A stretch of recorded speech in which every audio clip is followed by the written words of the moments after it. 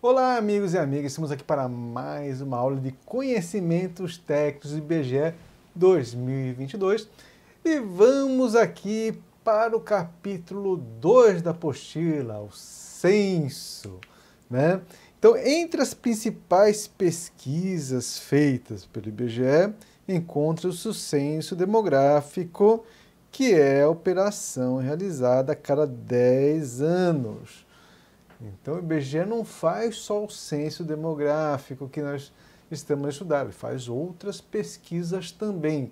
Dentre diversas pesquisas, você tem a maior de todas, que visita todas as pessoas do país, que é o censo demográfico de 10 em 10 anos. Então, para visitar todas as pessoas do país, o que ele vai fazer? Provavelmente vai fazer a contagem da população, né? Então é isso mesmo, né? Para contar a população e obter informações sobre as principais características dos habitantes e de seus domicílios. Além disso, verifica a sua distribuição territorial no país, a evolução do seu quantitativo ao longo do tempo. Então ele vai fazendo comparações estatísticas. Ó, naquela cidade ela tinha 10 mil habitantes, agora tem 9 mil habitantes, tem 8 mil habitantes, está diminuindo aquela cidade. Aquela cidade, né, que tinha 100 mil habitantes, agora tem 500 mil habitantes, opa, está explodindo aquela cidade, né? Então, o IBGE faz todo esse acompanhamento, né? E aí, o censo demográfico é a principal fonte de dados sobre a situação de vida da população nos municípios e localidades. É óbvio, né? Ele visita todas as pessoas do Brasil, vai visitar a sua casa também. Então, é a principal fonte, com certeza. Esses dados podem ser utilizados.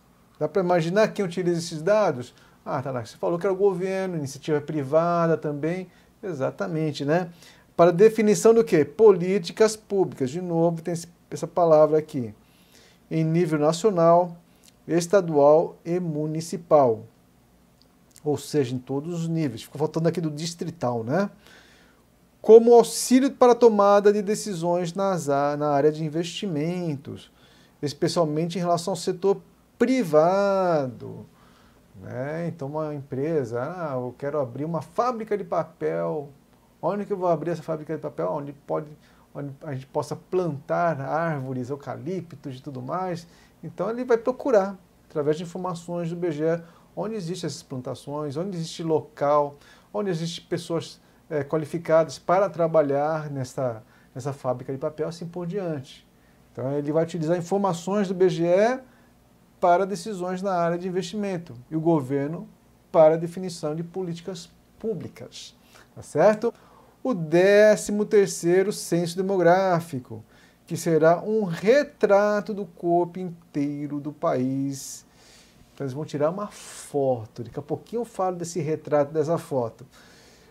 Após levantar o perfil da população e das características dos seus domicílios. Ou seja, ele nos dirá como somos, quantos somos e como vivemos. De novo, esse termo aqui na aula 1 nós vimos, na aula 2 de novo esse termo. Como somos, quantos somos e como vivemos. Vivemos bem, vivemos mal, qual a nossa renda, quantas pessoas existem no Brasil, né? Como nós somos, quais são as raças, amarela, negra, parda, branca, assim por diante. Tudo isso são as perguntas do censo que nós vamos encontrar. Né? Legal. No censo 2022, o IBGE visitará cerca de 70 milhões de domicílios brasileiros. Quantos domicílios? Espalhados pelos mais de 8,5 milhões de quilômetros quadrados do nosso vasto território para conhecer a situação de vida da população. Olha aqui quantos municípios, 5 mil, em cada um dos 5.568 municípios, em seu distrito estadual de Fernando Noronha, que não é município, Fernando Noronha é um distrito estadual, e em seu distrito federal. Beleza. Um trabalho gigantesco que envolve milhares de pessoas. Tá, não é que eu tenho que decorar esses números? Olha, eu decoraria, viu? Eu decoraria. Ah, não precisa ser exatamente, de repente 5.500 já está de bom tamanho. Se conseguir decorar 5.500 5.068, melhor ainda, tá? Por ordem que 5.560 e poucos. Eles não vão fazer, 5.568, 5.569. Provavelmente não vão fazer essa pergunta, não. Né? Mas é bom você ter uma ideia genérica, tá? sobre esse quantitativo aqui, tá bom? Muito bem. A tabela a seguir mostra a variação populacional da pirâmide etária a partir de dados coletados no censo 2010 pelo IBGE. Então nós temos essa pirâmide aqui, então não é que eu tenho que decorar esses números também, não. Esses números não tem que decorar. Ele apenas deu um exemplo de dados que são coletados, né, no censo e que são utilizados. Olha aqui uma pirâmide de faixa etária aqui, né? Antigamente tinha uma pirâmide mesmo, forma de pirâmide, agora está se achatando, né? Essa pirâmide ela é usada nas formulações de políticas públicas. Por exemplo, já ouviu falar da reforma da Previdência?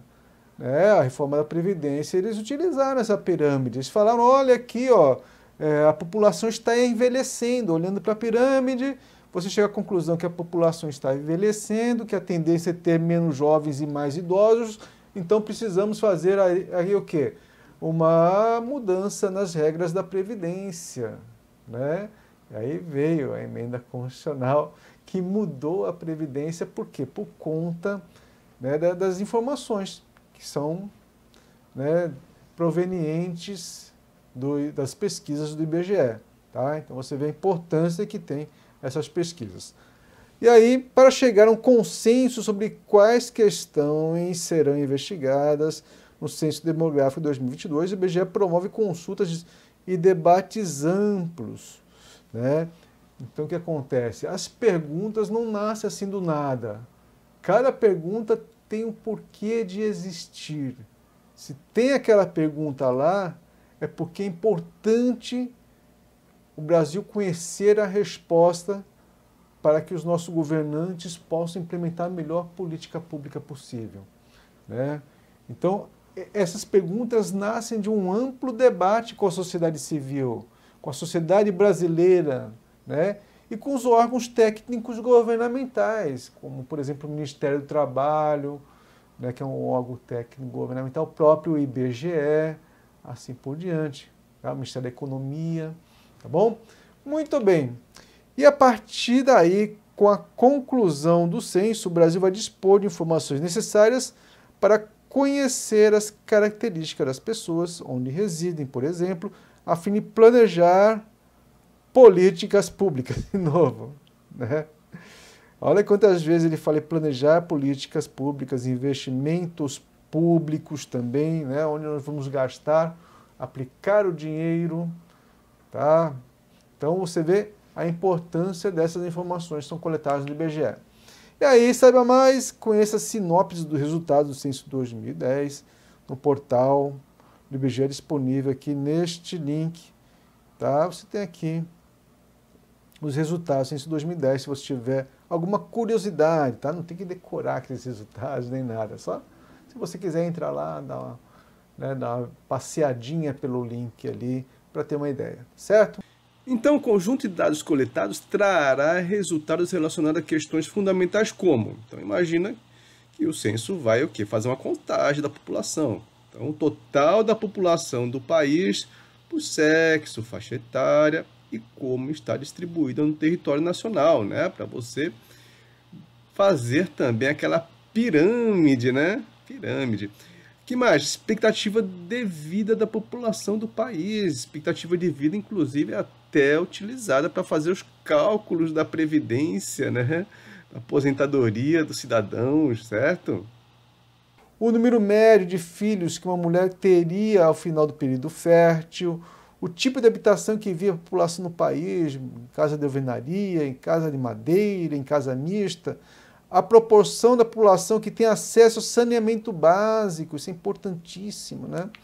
O nível de instrução da população, se tem o fundamental completo, o nível médio completo, superior, as condições de trabalho e o rendimento da população, um panorama da diversidade étnico-racial da população brasileira com sua distribuição por cor ou raça, né? No meu caso, raça amarela. Não sou tão amarelo assim, né? Mas por ser japonês, minha raça é amarela, tá?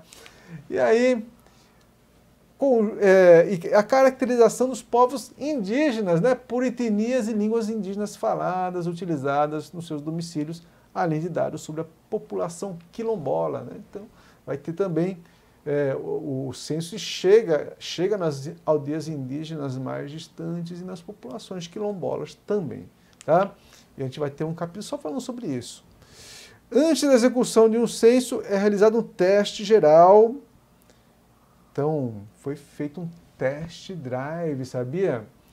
Né, para testar como se comporta a população perante as perguntas que são formuladas, quanto tempo cada entrevistador gasta. Isso, o Brasil inteiro.